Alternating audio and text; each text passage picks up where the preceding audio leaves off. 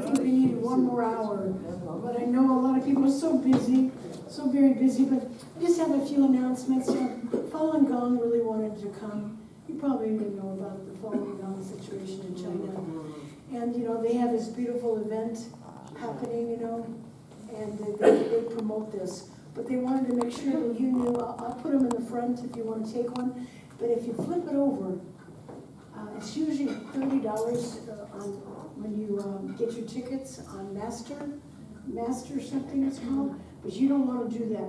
You want to go to the hotline number, and if you call that number, it will be only $4 to get your tickets. Only $4? Only $4. Wow. Okay, so they were trying to help us save some money, and of course they want you to come as well.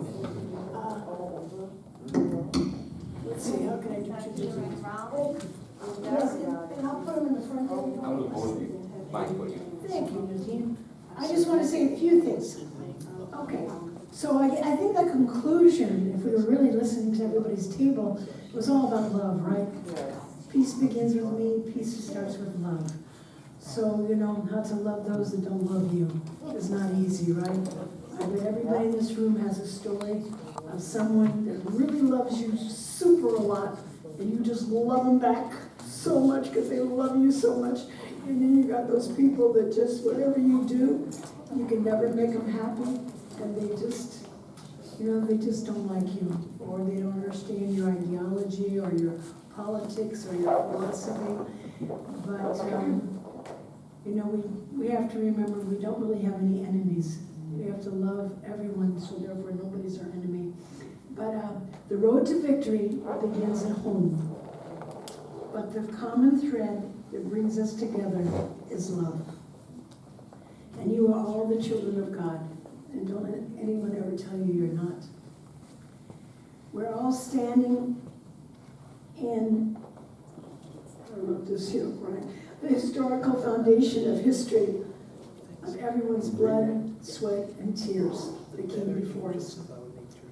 So let the seeds of evil germinate and grow into tall grasses so they can be cut down.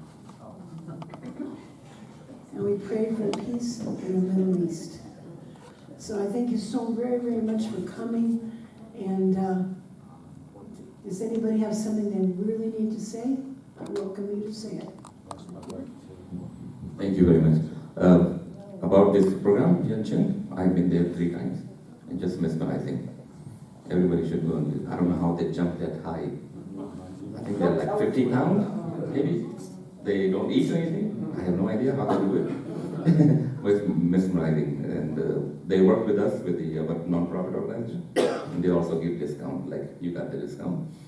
So we are doing also another event, hopefully March 2nd next year, just before the Ramadan.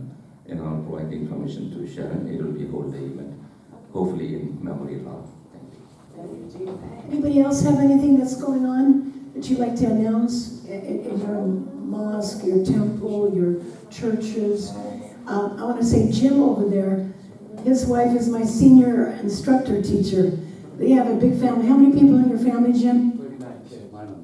9 children this man has with his beautiful wife. Good work. And, she has a wonderful organization called, what's it called, Jim? I Love Everyone Foundation. I Love Everyone Foundation. They did a big golf tournament, and John and I were there volunteering. They did a great job. And it's to help people. Jim, you want to say something for a minute? Yeah, so we have a daughter. Our oldest daughter was actually in a bad car accident, and now she stays home with us around the clock, 24 hours a day with caregivers and that sort of thing. And so that inspired us to recognize that there are people out there, caregivers, right, who take care of people. And in the beginning, you're surrounded by a lot of people, right? But over time, chronically, you kind of become isolated and separated. And we're going to reach out and look. And what we're doing is we're giving people what we call possibilities. Is just something they really want to do, try to do, can do. So, for example, it could be an elderly person who happens to be in a nursing home. The family is far away, but it's possible they could join them for Thanksgiving, but they need a lot of help. They need a caregiver to go with them, they need a hotel to stay in. And, you know, one of the challenges that we've learned is that for example, if we decide to bring Kimmy to something, oftentimes that means we don't really participate. Some of us don't really participate, right? And so just how do we enable it so that people have possibilities and they learn that, hey, you can do these things with the right kind of support.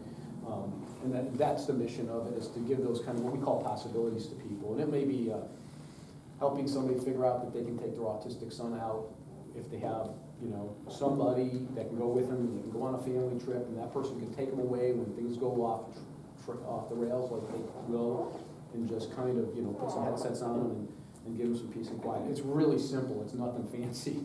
It's just, you know, but it's just from our experience, that's something that I think brings, you know, a lot of hope to people.